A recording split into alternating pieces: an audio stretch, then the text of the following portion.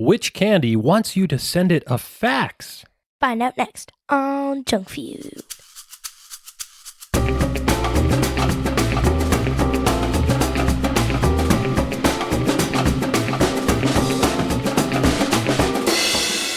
Aw, yeah, welcome to Junk Food, the podcast about junk food, where we rate and review mystery treats to determine which one will be the undisputed champion of snacks. I'm your host, Mike. Alongside me, as always, Alyssa. Aloha, Papa. Aloha, Liz. What's up? So, did you hear about the man that invented the knock-knock joke?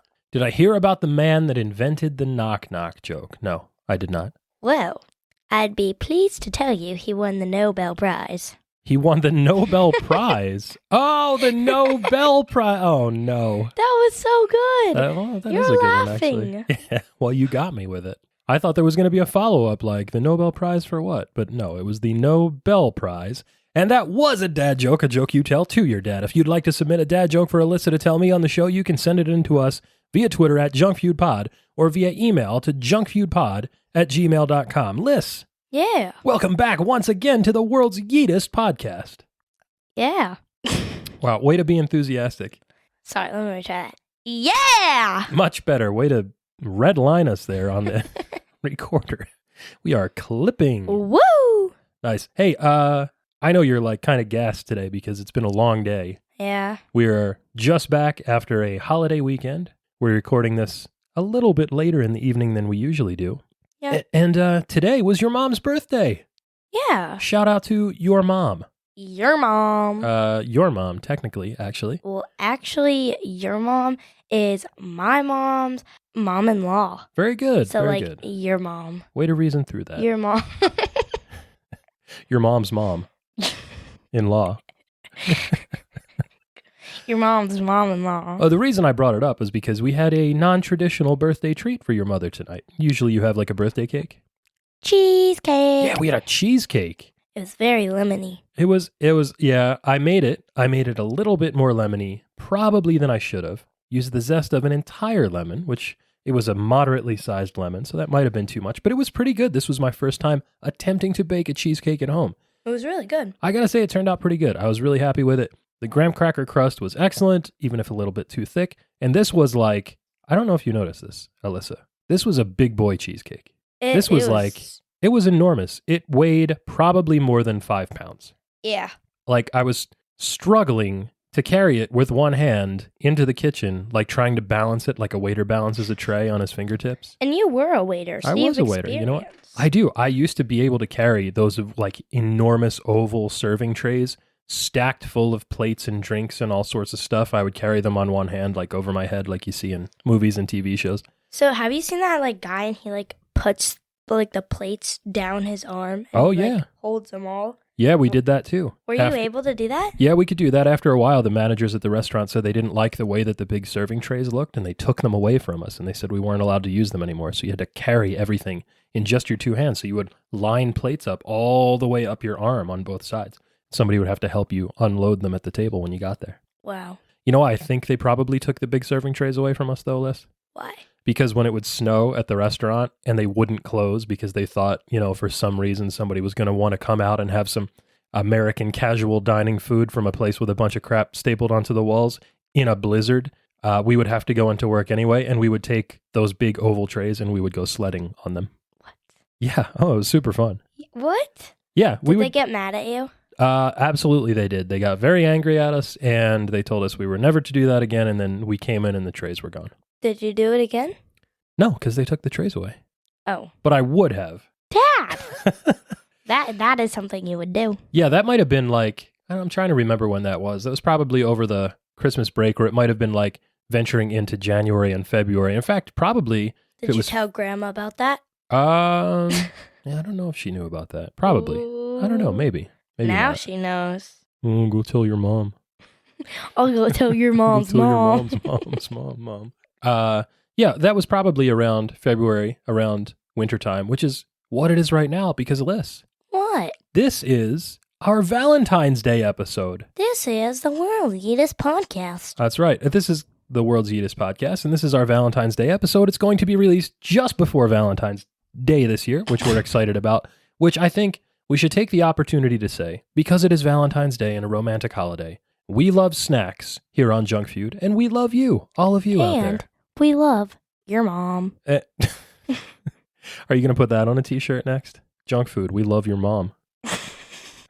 Why is that the one thing that you're laughing at today? Junk Feud, we love your mom. Yeah, I think one of these years we're going to do like a big all-out Valentine's Day episode. Maybe if a Thursday falls on Valentine's Day one of these years coming up, I got to check the calendar and see how that works out for us. But we're going to get into the history of Valentine's Day and all the fun culinary traditions around it. We say that a lot. But today, Liz, Culinary clash. We have something fun to talk about that is definitely Valentine's Day related. And that reminds me, of course, of this week's snack. What is it, Dad? Liz, up next on Junk Feud, this is Sweethearts. Necco Sweethearts Conversation Hearts. Liz, what do you know about Conversation Hearts? Well, I've actually never had one before, but... But you have seen them. You know what they are, right? Sort of. Yeah, they are... Like a chalk. Yeah, sort of like they're little chalky candies that have romantic messages printed on them. They're very popular around Valentine's Day and no other time of year at all whatsoever. It's like the only time that you can get them. And I did not expect this at all, but there's a fascinating history behind Conversation Hearts. And the idea started with these things called kissing comfits. Alyssa, do you know what a kissing comfit is? No. So they were sort of like breath mints in the olden days. But the implication was if you ate or gave someone a kissing comfit, that means you were trying to freshen their breath with the implication that you wanted to kiss them. Ew. Yeah, this was going on so long ago that they were mentioned by none other than William Shakespeare himself, the bard, in The Merry Wives of Windsor. And then later there were these things that were called conversation lozenges in the Victorian era. We've talked about the Regency and the Victorian era and all that stuff before on this show, right? Yeah, wait, Dad, I just saw something when you said Shakespeare. Uh-huh. So I was thinking of like artists, and then I thought of Van Gogh. Uh-huh. Is that the one that's the one that lost his ear, right? He didn't lose it. He cut it off and mailed it to a girl. Oh, yeah. So I was thinking, Van, go off with his ear. Oh, because... Well, that was a good segue because later on in this episode, we are going to have the debut of a new recurring segment that we've teased on the show before, and it's all going to be yours, Liz. Oh, I was about to say it. Yeah, don't say it yet. We'll wait for later. Back to the Victorian era, these things called conversation lozenges, conversation lozenges, they had flirty or racy messages, or sometimes the opposite, temperance mottos. Alyssa, do you know what a temperance motto is? Temperance is like when you are supposed to be tempering your personality, like not doing bad things, more or less, is the simple way to think about it. But mostly it was related to food and drink. So like a temperance motto on a conversation lozenge might be something like, take ye not to strong drink, or honor your parents. Oh. Would you be like super excited if you got a fortune cookie from the Chinese restaurant and you opened it up and it said, honor your parents? I mean, I'd be excited. I would give that Chinese restaurant owner a big high five and say, thanks for putting that message out to the youth of America. I would say, wow, buddy, thank you. Yeah, you sound just about as excited for that as you are for this right now, unless we're saying your mom into a microphone. Your mom. So originally these things that we have now that are called conversation hearts were called motto hearts, and they were more like fortune cookies, Alyssa. That's a nice callback right there. There were these little messages that would be printed on colored paper, and then they would be tucked inside of these little scallop shell-shaped cookies or candies sometimes. And some of the messages that they would put inside these motto hearts were wild. Here's a good one. Here's an example. A motto heart, you might open it up and there would be a little piece of paper inside, and printed on that paper it would say, "Why is a stylish girl like you a thrifty housekeeper?" Oh. Yeah, that's right. That's like a good Tinder opener probably, but like for back then days. Wait, so I was like watching this video, and it was like a parody, and it was like a video of like, it was like point of view, like Tinder. Uh-huh. And then it was like a bunch of different clips, and one was like a farmer, and he was like, "Are you from Tennessee? Because you're the only 10 I see." And then yes. the girl was like, "Hee," twirling her head. That is like the combination of pickup lines and dad jokes all in one right there. Yeah. Here's another one. How long shall I have to wait? Please be considerate. And that is like super try hard. Yeah. Yeah. Would you, if a boy at school came up to you and was like, Alyssa, how long shall I have to wait? Please be considerate. What would you do? Chonkla. Pow. Chonkla pow. You were making a slapping motion there. As though you were going to go upside someone's head, and then you would exclaim, say it again? Chonkla. Pow. Chonkla pow. No, but you have to like throw your crock in the air, take it, and be like, wind it up and slap them. Oh, like you're like choncletazo, like you're hitting somebody with a flip flop. Oh, Yeah. Okay. I actually saw that on a wrestling match once. Like I forgot what's going to say. Here's what I was going to say, Liz. Motto and conversation hearts were popular at weddings and big parties way back when, before they were in the incarnation that we see now. In fact, although they were popular at weddings in olden days, they are popular as marriage proposal tools now, Liz. People will look through the boxes of conversation hearts, find the ones that say marry me on them, and then use them to propose. And in fact, there was a guy, I think in Detroit maybe, that did this. He called up the These Necco. Detroit people, man. Yeah, I mean, times are tough and you got to grind hard when you're from the Motor City. Yeah.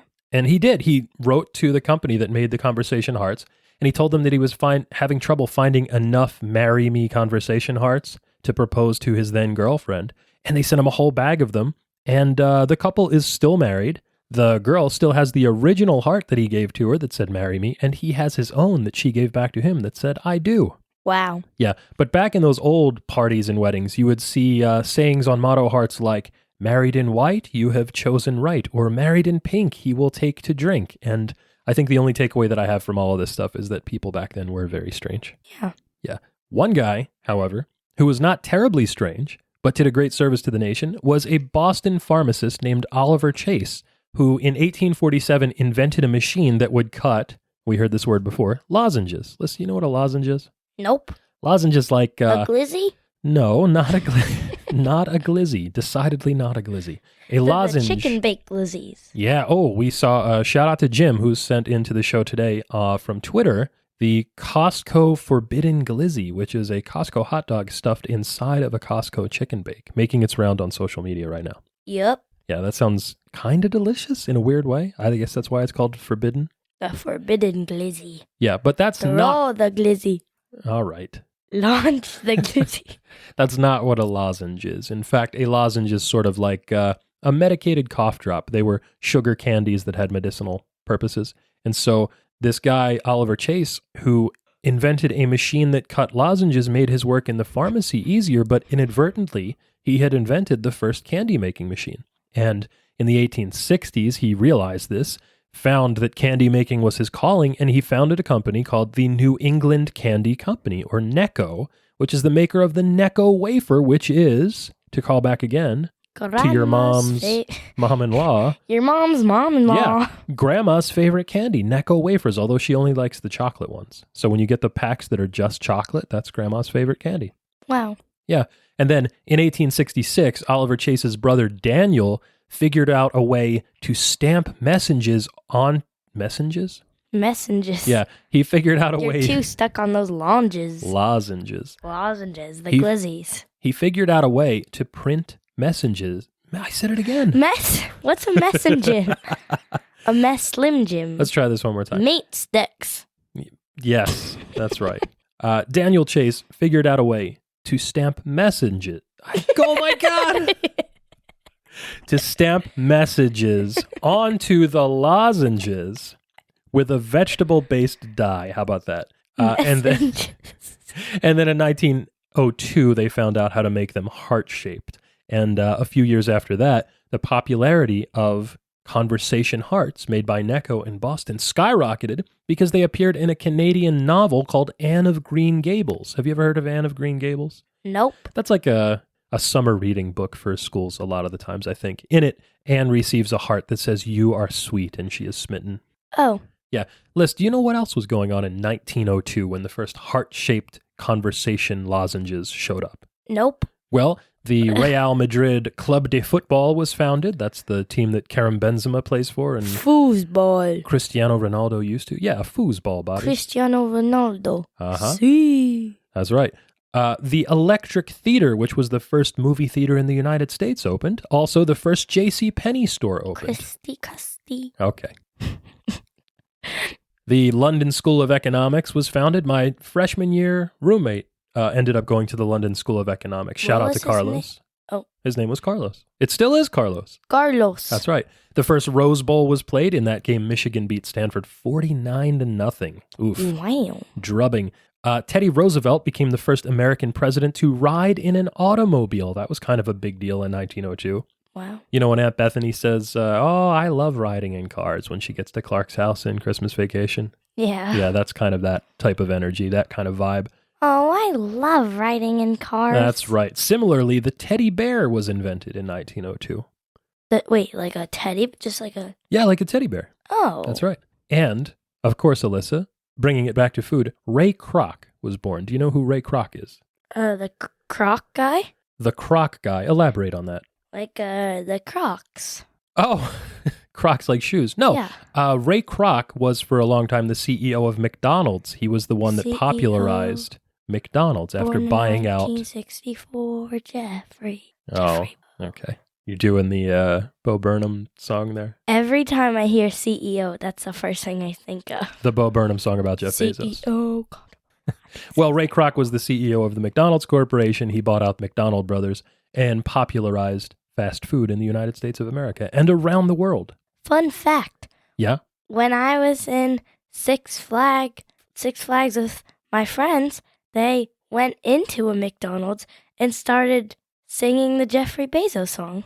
Well, that's a nice way to wrap all that up there, Liz, isn't it? Yes. Here's something that's wrapping me up right now. People were finding the conversation hearts very interesting and were coming up with some new uses for them in the early 1900s. At parties in New England in the 1910s, couples would take the hearts and they would break them in half and they would hide one of the halves. And the boys had to go find the hidden half and match it up with the girl that had the other half. So it was sort of like an icebreaker at a party to get the boys and the girls to talk to each other. You know how like at middle school parties or dances, there'll be like the boys on one side and the girls on the other, and they just kind of stare at each other. Yeah. Is that still a thing that happens? Well, I mean, at the, there was like a roller skating, like, social. Uh-huh.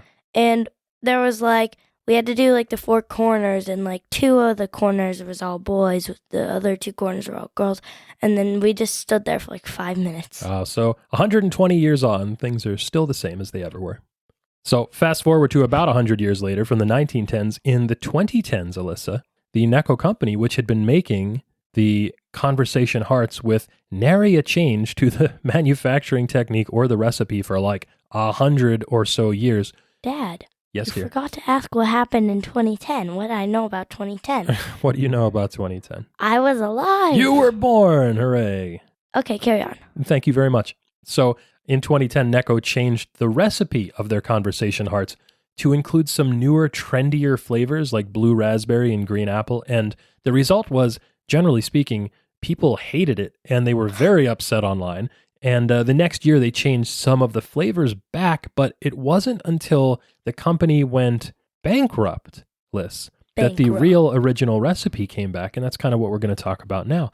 In 2018, the Necco company, you might have heard about this if you remember 2018, declared bankruptcy after more than like 150 years of operations, and they started selling off pieces of the business to interested parties. There was an outfit called the Spangler Candy Company. You know a little bit about the Spangler Candy Company because they make Dum Dum lollipops, which we like a lot. Yeah. And also Circus Peanuts, which Grammy likes. Excuse me, don't prejudge the Circus Peanuts. I've had them before. All right, well, they are gross. That's true. But we're Tastes going to like try. styrofoam. We're going to try them on the show. So Strawberry styrofoam. Remember that. Wait, today? Strawberry? Circus Peanuts are strawberry? No, not today. Circus Peanuts are strawberry? That's what I don't think so. I think aren't they banana flavored? I don't know. I just don't like them. We have a food mystery on our hands here. Stop. All No. Right. So Spangler Candy Company purchased the Sweethearts brand only from Necco. And in fact, alluding to your joke about Circus Peanuts at the time, Cracked.com, which is sort of like a comedy website, made a joke headline that said, America's worst candy rescued by its second worst candy, referring, of course, to Necco wafers and Circus peanuts, respectively. So Spangler bought the company, or at least the part of the company that manufactured Sweethearts Conversation Hearts, and they promised to start manufacturing them in the original way from there on out. But here's a weird thing that happened. There were some tight windows on the acquisition of the company, and they had to move all of the manufacturing equipment from the old facility to their new one, which meant, listen, in 2019, for the first time in like more than 100 years, there were no Conversation Hearts at Valentine's Day. Oh, no. Yeah, well, not many people actually noticed, aside from like a few journalists that were looking for opportunistic holiday puff pieces, although the Conversation Hearts were back on shelves again in 2020, but there were still some manufacturing hiccups. And that meant that year, many Conversation Hearts lists didn't actually have any sayings printed on them. Wow. Yeah, they couldn't get the old printer to work when they moved, and so they bought a new one, and then the new one like broke immediately. So again, barely anyone noticed. The Brock's company, we've talked about Brock's because they make things like candy corn, for example. They assured customers that they had plenty of their hearts ready to go, but of course, just like before, no one seemed to care. But by 2021, they were back to normal. And normal for Conversation Hearts means more than 60 different sayings scattered across all of the different ways that you can buy Conversation Hearts in the little packages and boxes and bags, to quote the Grinch. There are, generally speaking, 5 letters that can go on the top of the heart and 4 on the bottom. So if you can come up with a phrase or a saying that uses 5 letters on top and 4 on bottom, you can have it printed on a Conversation Heart. Each year they cycle in about 10 new sayings. Some of them, like Be Mine or Kiss Me or I'm Yours, are original list to the 1860s. Wow. Yeah, that's a pretty long time. Now, the sayings will vary from year to year. Some of them have been fairly standardized throughout the last century, but in the 1990s, Alyssa, Necco tried to get with the times, I guess, and modernize some of the phrasings, and that was when they started putting things in their Conversation Heart packages like email me, or this one, Liz, which we talked about in the cold open, fax me. Do you know what a fax machine is? No. Have you ever seen or heard of a fax machine? No. Okay, so I'm guessing that you have never sent a fax. No. Okay. Most people of your generation have not sent a fax and do not know what a fax machine is. So would you like me to tell you what a fax machine is, or should we save this for another edition of Ask Your Dad? Ask Your Dad. Okay, so put a pin in that for another show at some point in the future. Someone remind us. Someone remind us. Remember. Yes, we will. Mm-hmm. You will ask me what a fax machine is, and then I will tell you. Okay. So, Liz, if you were going to use a fax machine based on its intended operation, you could use it to ask the manufacturers to put a new saying onto a Conversation Heart. And in fact, each year, the Spangler Candy Company receives thousands of requests to put new sayings on hearts. In 2022, they started changing some of them up and including some new ones to try to encourage people that were emerging from the last 2 or 3 years of pandemic-related malaise. There were some implorations in there like chin up and push through, which in a way is kind of bleak, actually, you know, like using candy to tell everybody, I guess it's going to be fine. Get out there and do something. Yeah. It's kind of a bummer. What they will not do, however, are things that people have called in the past breakup hearts. So despite many suggestions every year, there is not ever going to be a Spangler Conversation Heart that says, get a prenup or call my lawyer. Or like, we're done. Yeah, they definitely don't do anything like that. And I think part of the reason for it is because these things are such a tradition around the Valentine's Day holiday. They are very popular, of course, at Valentine's Day. On candystore.com, which we've talked about in the past, 9.5% of all the candy they sell around Valentine's Day are Conversation Hearts. And to put that in perspective, the most popular Valentine's Day candy are boxes of chocolates, usually in a heart-shaped box. Shout out to Nirvana, heart-shaped box. Yeah? No? You don't know what that is? No. No? Okay, good.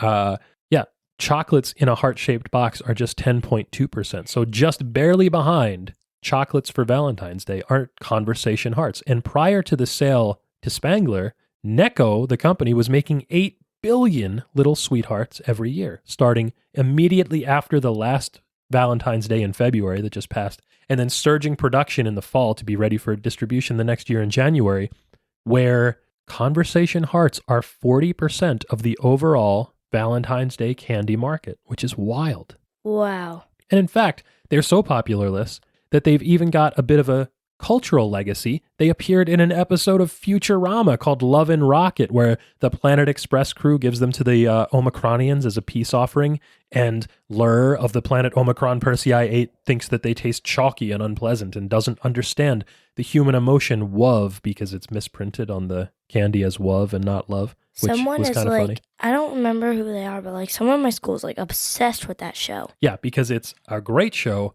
one of the greatest cartoons of all time. Have you seen any episodes of Futurama? Nope. No, I have on my office at work on Is the it door. a cartoon? It is a cartoon. I feel like I have actually. Is it like a boy? It is a boy. His name is Fry. He is Does he have brown hair? He has orange hair. Then I haven't seen it. We went through all of that just for you to tell me you haven't seen it. Just because I was thinking of like, is it like, I feel like it's like a red screen, like a red text, but I don't think it is. I think the word Futurama on the opening title card is in red. You know what? I'll tell you what. After this, we will watch the episode of Futurama that has sweethearts. I in it. have to How's do that? my math. After you do your math, we will watch Love and Rocket. Okay. Okay. Now, the original Sweethearts, Necco's original, now manufactured by Spangler, are the most popular, but also Brock's company makes conversation hearts, as we said earlier. And this is tricky. Sweet Tarts makes sweet hearts also, but they don't call them that. So you can Sweet get tarts make sweethearts. Yeah, you can get sweet hearts and you can get sweet tarts, but they are not the same thing, even though they are both conversation or motto hearts. How about that? Okay. Yeah. Today.com rated all three. They assessed categories like hardness, chalkiness, readability, vibrancy of color and flavor, shape, consistency, and integrity. Now, here's the interesting thing. They liked Brock's the best, although I got to say, the sweet tarts variety, I don't think they count because they have the traditional sweet tart sour flavor profile, not the sort of like weird, vaguely spicy bubblegummy flavor that some of the conversation hearts have. Oh, I hate the flavor of bubble gum. Well, so this is sort of like, it's almost like well, we'll get into it when we taste them. There are different flavors for each one of the different colors, which I did not know until today, which is interesting. And I think some of the original flavors were things like banana and wintergreen, and maybe like a tea berry flavor, which is sort of the bubblegum flavor. Ew. Anyway, we'll get onto that. Delish.com, the food website, hates them all together, says they're the worst Valentine's Day candy of them all, derides them for the chalkiness and poor quality control and, like we just said, the odd flavor profiles. But, Liz, What? if you go to other countries, you can get things that are similar. In the UK, there are these things that are called love hearts, which are the same idea as conversation hearts, but these are printed on circular tablets that have sort of like a heart shape stamped onto them. The candy itself is not a heart shape. And some of the messages are a bit weird because of the cultural differences. So like you can get one that says cheeky boy or cheeky girl, which is funny. There's also one that says kill me, which I don't exactly know what's up with that. Is that like the Twitter thing where people are like, oh, step on my neck, queen, or whatever? Like slay, like it's a slay kind of thing. Yeah, maybe. Well, here's one. There's also one that says I surrender. So I guess if you put both of those together, it's quite submissive, which is strange. I surrender. You know what? Kill me. Yeah, there you go. Here's one that I like a lot. There is a company called Marzipops, which makes... Marzipop. Yeah, they make marzipan candies and like kosher matzo lollipops, which are Marzipan jam. Marzipanda. Marzipanda jam. Is there a marzipanda? There probably is a marzipanda, like a panda made of marzipan. Maybe. Yeah. Anyway, Marzipops makes what they call Jewish conversation hearts, and these are pretty clever. They have traditional sayings on them that are twisted just a little bit to be more culturally interesting to Jewish people. Like there's one that says hugs and knishes instead of hugs and kisses. That's good. There's Chaim yours. I like that. Love you locks. And then my favorite of all, obviously, challah at me. What's that? Challah is a type of bread, but it's like holler at me, you know? Oh, yeah. Yeah, great. Clearly you're not the target audience for this. I think they're great. There's also a company called the Manly Man Company. So that's a terrible name, by the way. They make they make these things that are called meat hearts. Ew. Yeah, well, they're conversation hearts that are made out of beef jerky. So we just talked about beef jerky in January for Wawa. Beef Junkie. Beef sticks. Yeah, well, you could get some meat hearts, and they have some clever quotes on them. My favorite of all of them being beef mine, like be mine, but beef mine. Beef mine. Yeah. And we talked about Brock's earlier. they make a Friends version of conversation hearts featuring items from the show. Like there's one that says, on a break. And then, of course, how you doing? How are you doing? Yeah. Yes, exactly. The famous quote from Friends, how are you doing? Yeah. Yeah. In fact, Liz, if you wanted a sweetheart to say, how are you doing? There's an online shop called mycustomcandy.com that'll let you print any saying or even a logo that you want on a candy heart so you can make your own. We could get some Junk Feud candy hearts for next Valentine's Day. $50. Yeah, they're kind of expensive. If you want just 300 of the tiny hearts, it's like $50 for the setup and delivery. I don't know. It's still fun. What, so Liz, I have to ask, what sayings would you put on a conversation heart? Junk Feud. Junk and I'll Feud like hand could them be out one. to my classmates. That would be great. Maybe we'll do that next year. Yeah. What else? You've got 5 letters on top and 4 on the bottom to play with here. I know one that you're gonna want to make. Blame me. Blame me. You know what? That's actually not bad. That sounds like something that a candy company would put on a conversation heart. That's pretty good. And then I slay. I slay. You slay. Slay me. That would be a good one. Oh, wait, like, chow. I mean, that's kind of like kill me, I guess. Yeah. Yeah, that's weird. Well, if they're not putting anything like kill me and you wanted to like say that, you could say slay me. Yeah, you could. You know what I think you would want to put on one? What? Liz, your mom. Your mom. Yeah, of course, if you wanted to do this, Liz. Your mom. Your mom. Your mom's mom-in-law. Your mom goes to college. To get more knowledge. You could, if you wanted to do any of this, of course, you could make your own conversation hearts at home because, of course, our favorite baker, Stella Parks of Brave Tart, has a recipe on SeriousEats.com. I thought our favorite was Claire.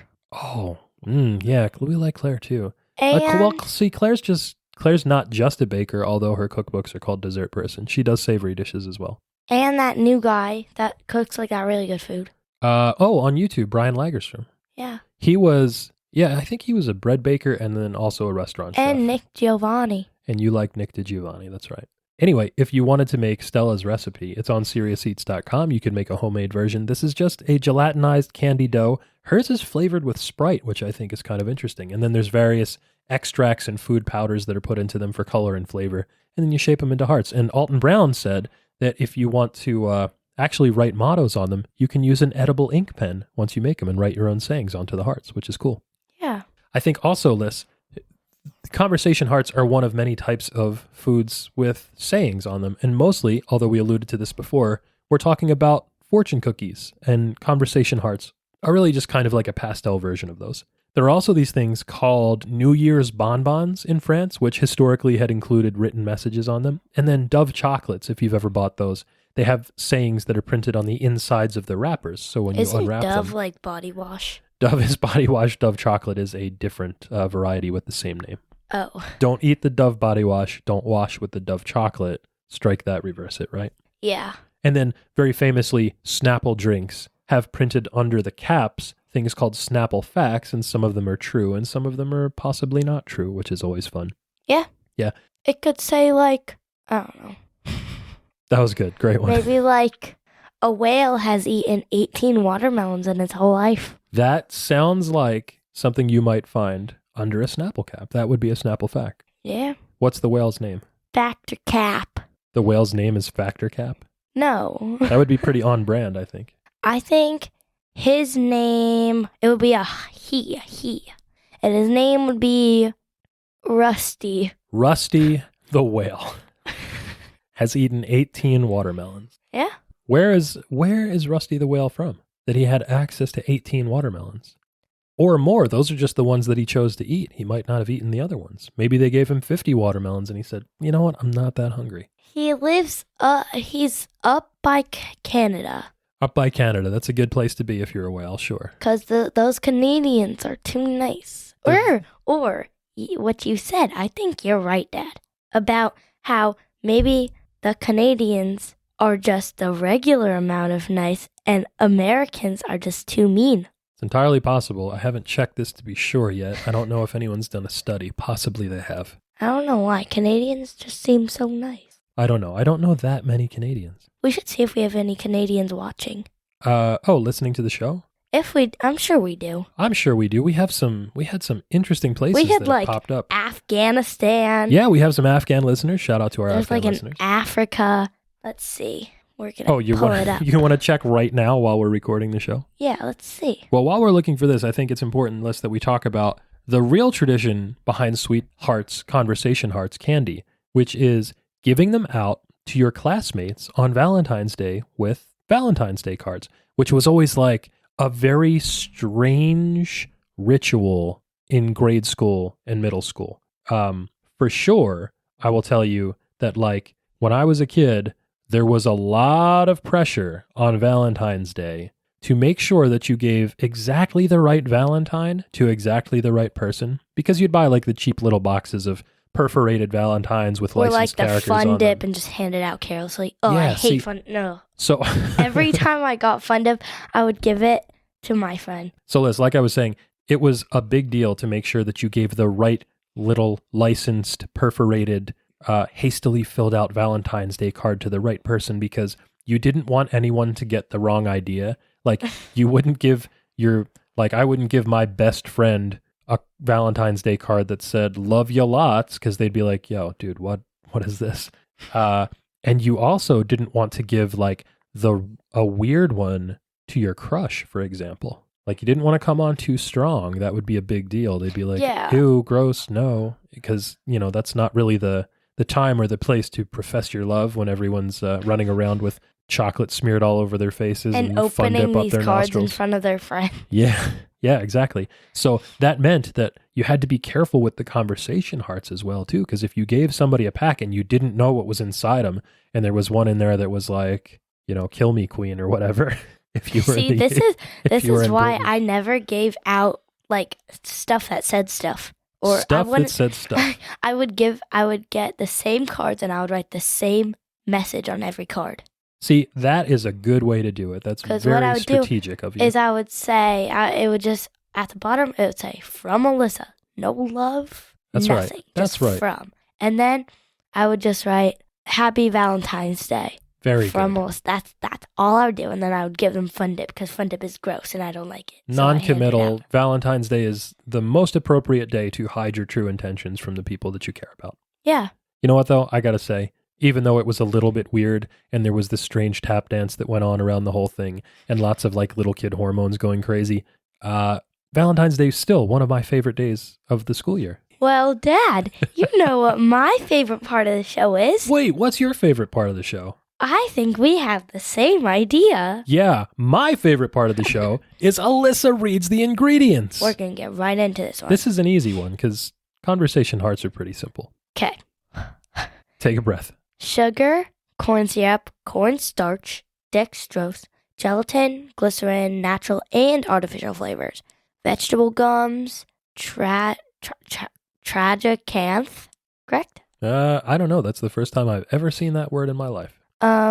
What's that? Xanthan, that's a common one. Xanthan, Arabic, F, D, and C colors, yellow 5, blue 1, red 3, red 40, contains soy, lecithin, yellow 6. So for the most part, this is sugar and gelatin and some flavoring. Yeah. Sound about right? Yeah.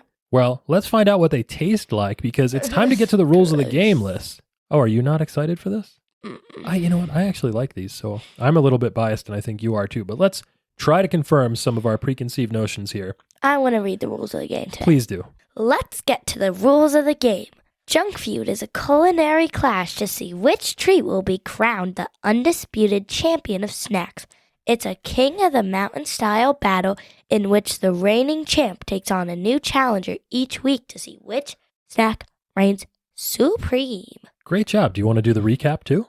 Sure. The reigning, defending, undisputed champion of snacks is BANANAS. Banana cream pie.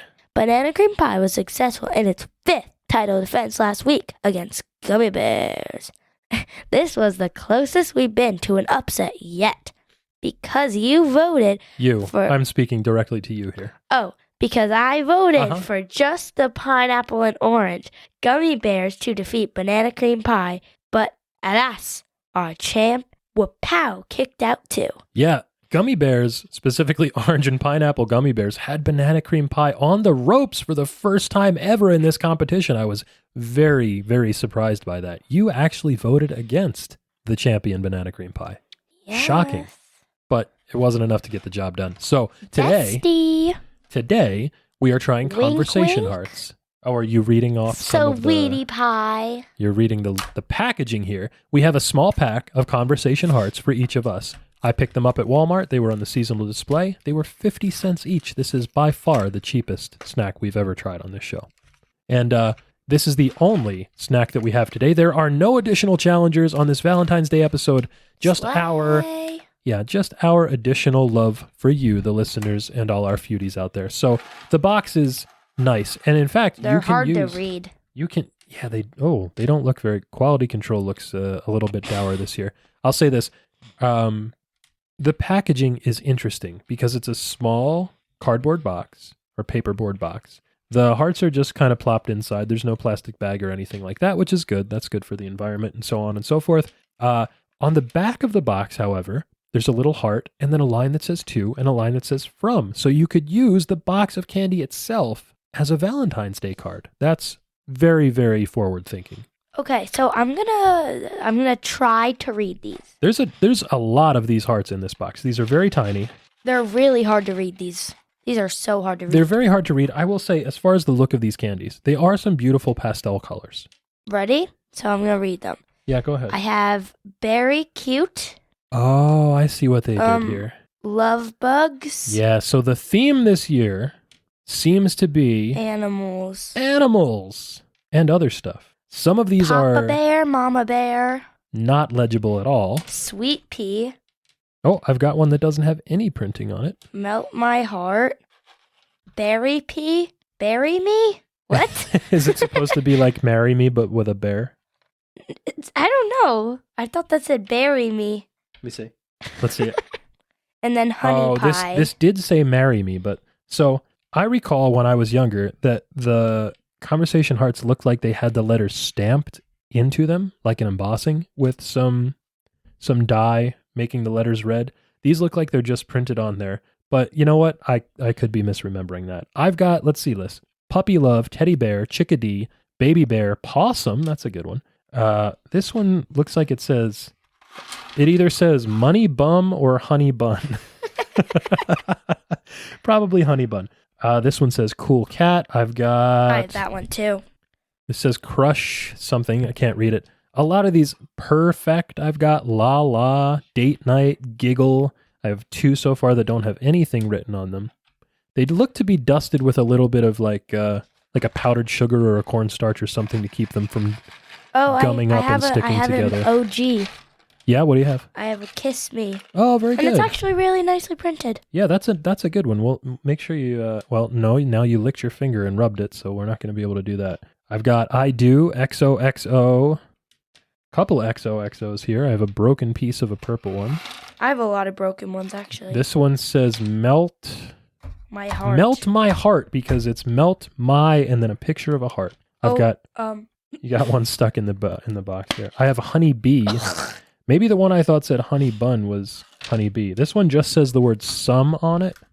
I'm going to do them by colors. Yeah, so let's go through and let's say I've got like sort of a very light pink or almost a white. There's blue, pink, green, orange, purple. Is that everything? That seems to be everything, right?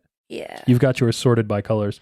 You've got mostly it looks like green and then a smattering of all the other colors. So I have been told that each one of these is a different flavor. Should we try to guess the flavors? Yeah, let's try to guess. So let's try the green one first because you've got a bunch of green. Hold on.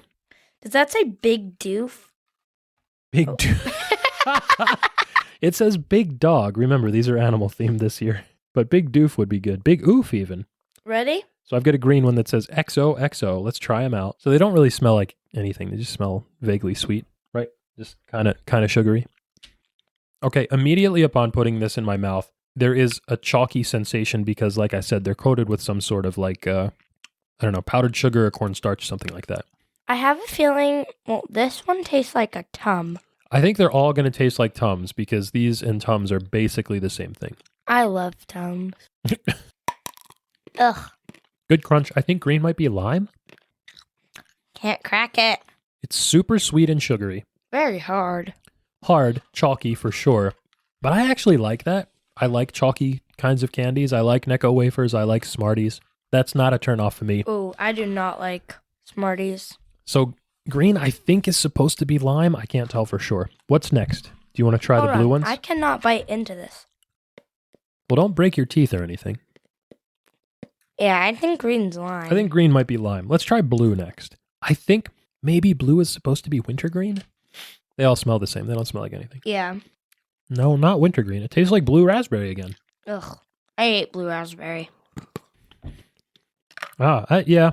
It tastes a little bit like blue raspberry water ice, actually. I don't like it. Shall we try this one next? Pink? Yeah, let's try pink next. I think pink may be Light pink. Light pink. Oh, light pink, that could be yellow. That could be banana flavor. Okay. Let's Ready? see. Light pink Ooh. is wintergreen. Yeah. Yep. I like that. That's a little bit minty. It tastes almost like a wintergreen lifesaver. Remember we chewed on those in the dark and made the sparks with our teeth? Hey, don't look at the flavors. Yeah, I want to see what they are. We're guessing. Wait till we guess all of them. Okay. I like the wintergreen ones. Those are good. Yeah, wintergreen is I think I nice. just like wintergreen candy. I think that's a pleasant diversion. That's something that you don't expect in a candy unless you're specifically seeking out a minty wintergreen candy. So I like that a lot. Do you know that every day from 6th grade until the present day, Alyssa, I have chewed 2 pieces of Wrigley's Winter Fresh Gum? Every day? Yeah, bit of trivia there. All right, what's next? Do you want to do the darker pink one? I want to save those for last. Okay, purple then. Purple or orange? No. Right. Pink. Okay, dark pink. We're not saving them for last. 3, 2, 1. This one says My Hero. Oh, this one thank says you. Melt My Heart. I'm not really getting anything. This doesn't taste like anything at all. So I think we're probably getting a little bit of palate fatigue here, especially after wintergreen. Minty flavors really like blow out your palate. Makes it difficult to taste nuance and other things. I'll say pink is just kind of like vaguely candy. Just sweet candy. Wait. I'm going to try to I don't know. I'm not getting anything from pink at all. I'm getting I don't know. I feel like I got something, but it's very... I feel like I got cherry. I don't know. It could be cherry. Let's table that until we look those up. I'm putting them in order from how I like them. Oh, that's a great idea. Purple next? Yeah. All right, that's got to be grape, right? Yeah, that's grape. Yeah, the grape I has do not like grape. So it's funny. I wouldn't expect that, but the grape was a little bit nuanced. There was a nice sugary hit up front. Whoa. A bit of fruitiness from this grape. is really thin. I feel it. You got a skinny one? Oh, yeah. It's a little bit, it's not cut exactly the same way as the other ones. But then there was sort of a medicinal hit at the end of the grape one, grape cough syrup. Gross. I don't know. If you don't like that kind of thing, that might turn you off. Let's go for orange. I actually don't mind orange. that. When I was a kid, my pediatrician had, the tongue depressors, the little popsicle sticks they use to look down your throat. Yeah. My pediatrician had grape flavored tongue depressors. And so I kind of associate that with... I never had to use those because I was good with it. Oh, well, all right, fine. Orange. What's last? Orange? Okay, I've got an orange one here that says... it says bee's knees, but it looked like it said D's something. These. Excuse me. I definitely have to cut that out. Oh, my God. All right, orange is orange. That's easy. I don't taste it, though. Oh. It's I'm getting citrusy. a little. It's got a lot of the... it tastes like orange Pez, actually. Orange Pez is more flavorful, though. Yeah. It's sort of like the same flavor and even texture profile as a really big, really thick piece of Pez. So anyway, that's what we got. The internet is telling me, Liz, that the flavors of Sweethearts are wintergreen, cherry, lemon, banana, orange, and grape. Did we get any of that? We had wintergreen. I didn't get lemon. You said cherry. I guess green is lemon or lime. Wait, let me see. It's just a product listing from Amazon, so it may not be We got accurate. grape. We got grape and orange, which means we're up in the air on lemon, which could be green, and banana then, which would be, I don't know. Maybe I don't have anything that's banana. Wait, I don't even have a yellow one in here. So maybe was the light there's no pink one banana this again? year. Light pink was wintergreen, right? Because it's more like white than light pink. And this was honestly. the lemon.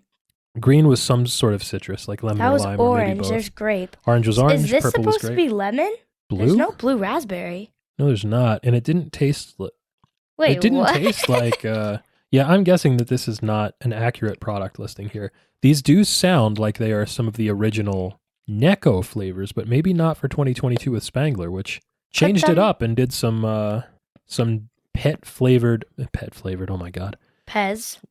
No, there are no pet-flavored candies, thank goodness. Put They them in did. order from how you like them. Animal-themed sayings, in order of how I like them. So, yeah, I think... Don't say it out loud. Oh, Liz. What? We forgot to say, since we didn't have another competitor, just the challenger today, it's crunch time. Crunch time. We rate our snacks using a tier list from sprinkles to fun dip, so snacks can be graded A, B, C, D, or F, with the very best treats earning the elusive S tier ranking list. The following contest is scheduled for 1 serving. 1 serving. And is for the undisputed championship of junk food. We already talked about the packaging, the look, the smell, the sound, the taste. Not a lot without. Yeah, I know. The quality control on these was very, very poor this year. I'm disappointed in the Spangler Candy Company. My goodness. Many of my hearts have no printing whatsoever. A good half of them are completely illegible or printed off-center. 6 of them. Yeah, if these were baseball cards, they would be getting like PSA 2s. I really like the wintergreen ones. Oh, I have one too. Oh, you have an unprinted wintergreen. All right, so hey, let's get down to it. Let's hit the bliss point list. In order, from favorite to least favorite, tell me what you thought about the flavors of Sweetheart's Conversation Hearts. Okay, so wintergreen A-. Wow, that's a big score for a candy like this. Good for you. What is it, like lemon or lime for green? Green. Just say green. Green. Probably lime. It tasted like lime to me. Green was good in my opinion. Okay. I would give it like a B. Uh-huh. Orange, B-. Pink, C. Sure, I think that's right. Grape and like the blue one, I would say maybe like D. Yeah. Okay, so we're very similar. I liked wintergreen, the lightest color, the strongest flavor, the best also. I'd say that's like probably like a B candy for me because I like Conversation Hearts. I like Necco's chalky, hard, very sweet candies. I think they're quite good actually. So the wintergreen Sweetheart, I think, is a B. Grape was next for me. You had grape second to Really? last. I had second from the top. I like artificial grape flavor. Like I said, I think it's a bit of a weird core memory from the doctor's office and the grape tongue depressors, which I like quite a bit. So that'll get a B-. I think that red, whatever pink is, cherry, I guess, is right smack in the middle. That's like a C. And then lime is a C-. And orange is also a C-. I rate them both together as sort of like the citrus family. And then the blue raspberry wasn't bad, but I just don't think it fits in this type of candy, in this type of employment. So I think D+, the gentleman's F for blue raspberry. So we've got like a healthy range from B to D+ for me. And then you were what, A- to D? Yeah. Yeah, that's almost everything in one. Like if something was very bad, we would have gotten all the way through the letter scoring tier without anything obviously being S tier, because Sweethearts are good, but they're not S tier snacks, which means Liz, what do we think about our final thoughts for this week's snack, Conversation Hearts? What's our bliss point here? Well, they're very sugary. Yeah, super sugary, super sweet. I would say Do you think they can beat banana cream pie? no. No, of course not. Not even close, never in question. This was a drubbing from start to finish, a jobber match, but an important one nonetheless. So overall, do you have like a sort of a roll-up score for Sweethearts? Maybe like B-. Yeah, I think a B- is C+. Yeah, B-, above average, but dreadfully close to average. There's nothing wrong with being a normal, good snack. Sweethearts should be commended for its outing this time. Yeah. Yeah, I think so too. So I think that means that our winner and still reigning defending undisputed champion of junk food is Banana cream pie. banana cream pie, the Minions' favorite. B-A-N-A-N-A-S. That's right. Liz, What? no Oreo rule this week because I have not seen any Valentine's Day Oreos or anything new actually, but I did see a lot of heart-shaped foods, Lissa. Me too. I saw heart-shaped chicken nuggets at the store the other day, which I think was interesting. There is the, here's a quick rundown of some seasonal heart-shaped foods. There is the Papa John's heart-shaped pizza. That's probably the most well-known now in our current internet age because of how... I've never had Papa John's before. You had nachos at the basketball game. Your cousins had Papa John's pizza. I don't think that a basketball snack bar at a Division III college is probably the best showing for Papa John's pizza. Probably if you want to actually have some, you go to the store, but it is like your bog standard fast food pizza. But every year at Valentine's Day, Alyssa, you can order a heart-shaped pizza from Papa John's and a bunch of other places too, but mostly Papa John's online is famous because of how awful they look. They always show up like completely misshapen or smushed or something like that. And my cousins said, they were like, oh my God, this is amazing. This is the best pizza I've ever had. And it just looked disgusting. Yeah, it was sort of like congealed sludge. It had been sitting around for a while. It was really nasty. You know what's not nasty though, Liz? Heart-shaped ravioli. Heart-shaped ravioli are delicious. We usually have heart-shaped raviolis on Valentine's Day. Those are so good. As a special treat. You can also get heart-shaped Mrs. Fields cookie cakes, heart-shaped bagels. You can get Chick-fil-A chicken minis that come served to you in a heart-shaped box. Also Cinnabons in a heart-shaped box. And then, of course, what day is Valentine's this year? Is it like... it's the same day every year, but... Oh, well, like when is it? You mean like what day of the week? Yeah. Valentine's Day is a Tuesday. Ugh, gross. Now we can't get chicken mini. It's not a weekend. We can't get chicken minis. No, that's true.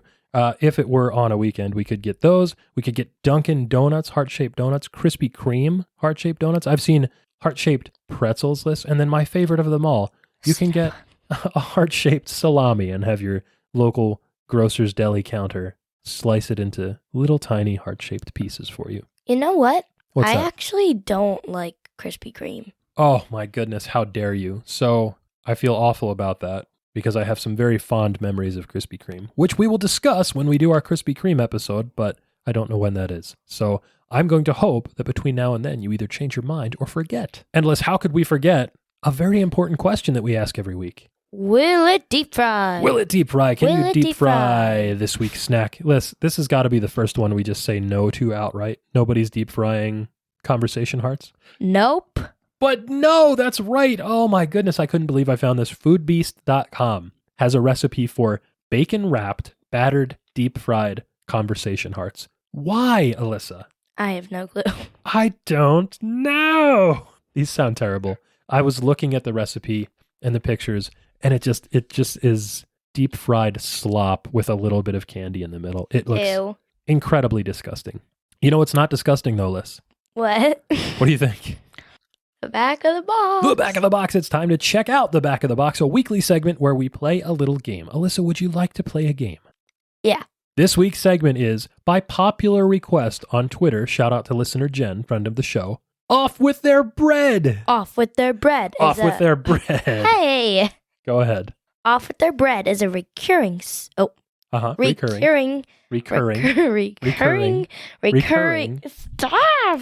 Recurring segment where we discuss the life and times of historical figures that were beheaded for treason. Beheaded for treason. Yeah. That's right. Just some light fare for the end of the show here. This is a callback to a recent episode where we talked about Lady Jane Grey, Alyssa, a pretender to the throne who was summarily executed for her crimes. And surprisingly enough, I guess, there have been quite a few people like her that suffered the same fate. Mostly these were in England and France. Yeah. Tell me about, Liz, today's treasonous rolling head. Today's royal subject is King Charles the First. King Charles the First, Alyssa. I was about to say King Charles I. Well, yeah, I mean, yeah, that's what it says there. Go ahead, tell me about King Charles the First. He was perhaps the most famous historical figure ever to be beheaded for treason. What do you know about him? Well, he was the King of England, Scotland, and Ireland in the mid-1600s. Very good. And what did he believe in?